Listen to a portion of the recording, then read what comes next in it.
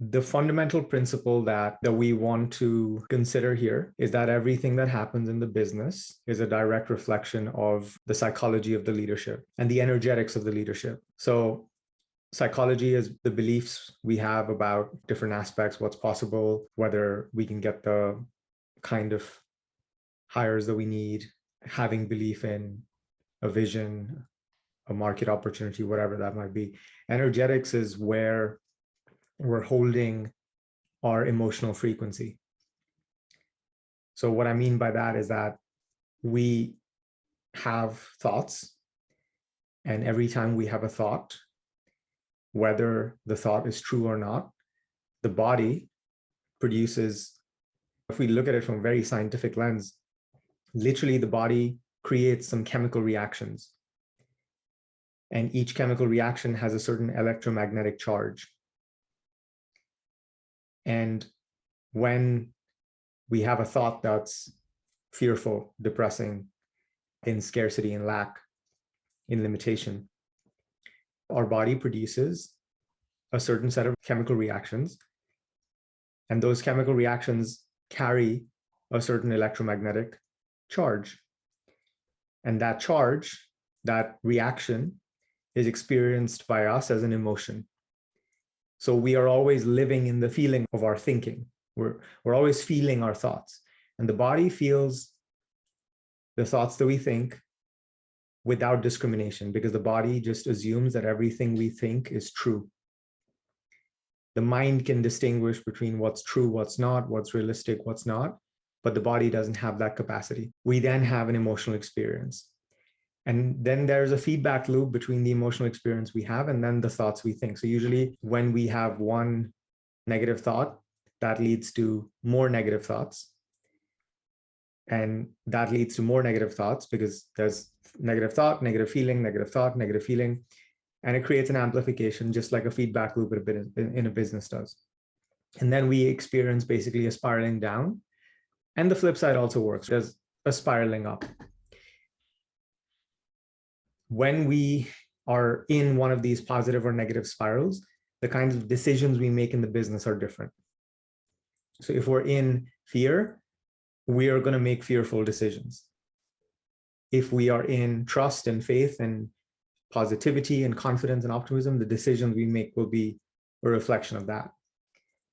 And the decisions and the choices we make in the business really determine the experience we have in the business, the experience that the team has, the culture in the business, the value we generate for clients, like literally everything about the business. The reality of the business reality, the physical, tangible, outward reality in terms of revenue, in terms of profits, in terms of stress levels, in terms of how trustful or mistrustful the culture is, how happy the employees are, attrition rate, literally everything is a reflection of the collective psychological and energetic state of the leadership.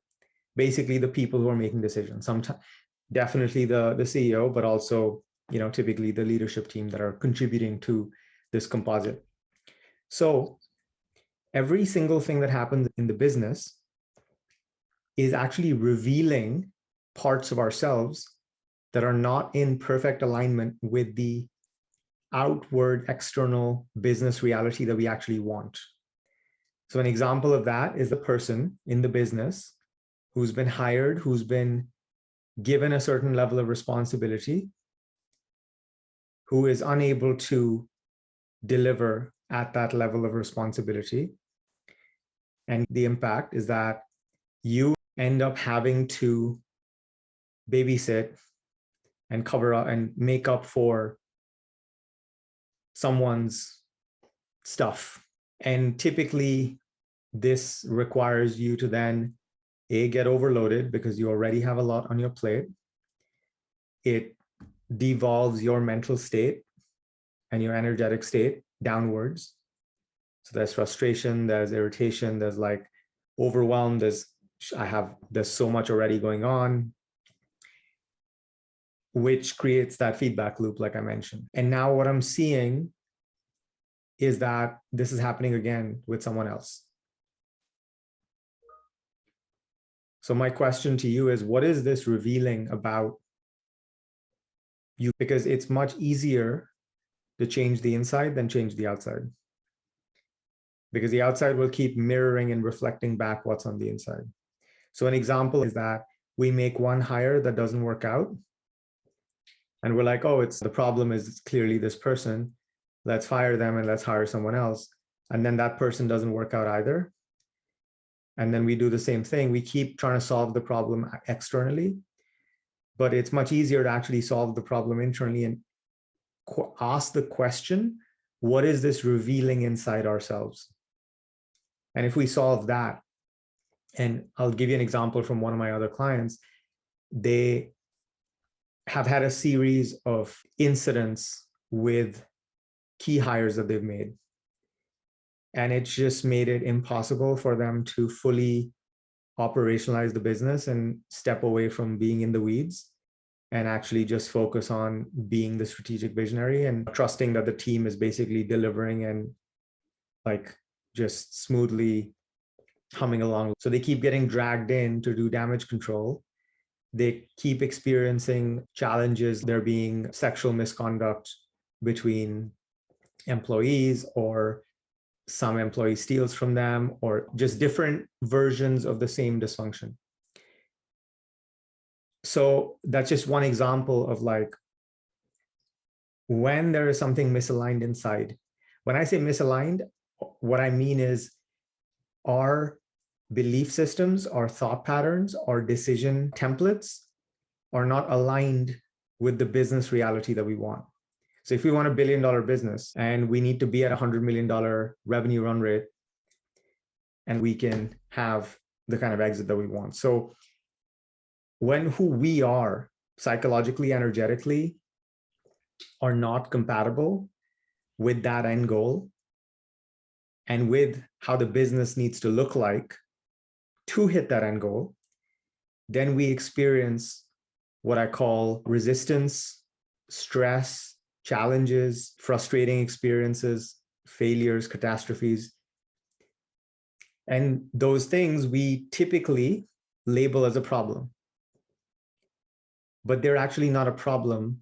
They are actually the way. They're the roadmap. So those problems, they're actually pointing out parts of ourselves that are misaligned to help us take care of that. And maybe it's a trust issue that we have that keeps us from fully delegating and empowering someone. And because of that, we stay in the weeds. And if we continue to stay in the weeds, we'll never be able to grow and scale to that level. Maybe it's some sort of a blind spot in hiring. Maybe it's something else, right? The issues can be anything, but the problems are actually indicator lights telling us what we need to resolve within ourselves to be able to effortlessly instantiate that goal.